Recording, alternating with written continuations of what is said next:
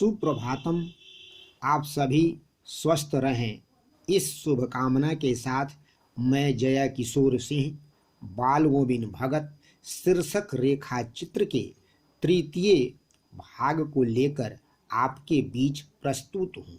संप्रति वेला की कक्षा में इस रेखा चित्र के केंद्र बिंदु बाल गोविंद भगत के व्यक्तित्व और चरित्र चित्रों पर विचार किया जाएगा।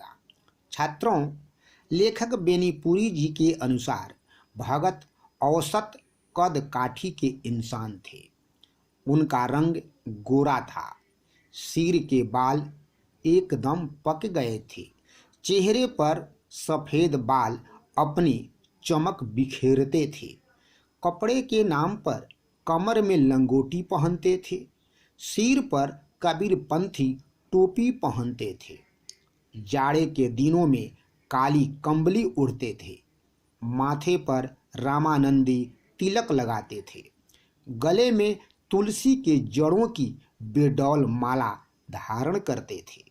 उनके हाथों में खजड़ी रहती थी, भजन गाने में मस्त और अपने साहब कबीर में मगन रहते थे। बेनीपुरी जी ने अपनी आँखों से जो देखा था और उनका मन जो मानता था, उसके अनुसार भगत के चरित्र के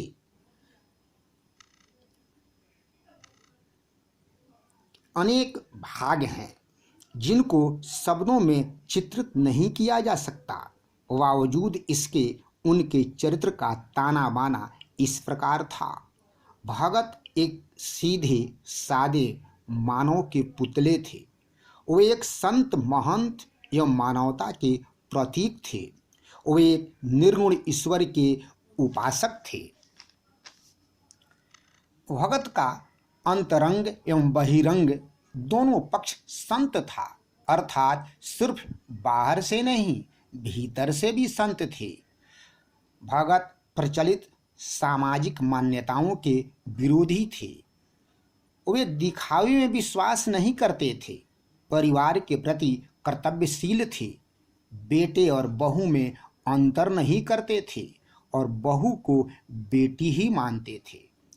अपने से अधिक दूसरों के सुख सुविधाओं पर ध्यान देते थे, कर्म में विश्वास करते थे, फल की चिंता नहीं करते थे, गंगा स्नान को अपने जीवन का अंग समझते थे, सत्संग में दिन रात रमे रहते थे, मृत्यु को सत्य मानते हुए प्रसन्न रहते थे। बेटे की मृत्यु पर भी खंजड़ी बजाकर गीत गाते दिखे थे। परंपरा का विरोध करते हुए बेटे की चिता को बहू से अग्नि दिलवाए थे।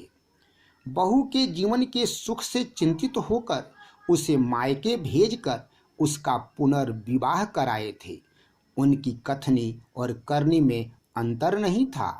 ऐसे इंसान थे कि कभी झूठ नहीं बोलते थे और नियत को साफ रखते थे।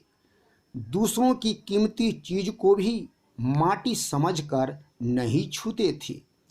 एक सच्चे एवं कर्मठ इंसान थे। किसानी काम के क्रम में भी दूसरों के खेत में पैर नहीं रखते थे।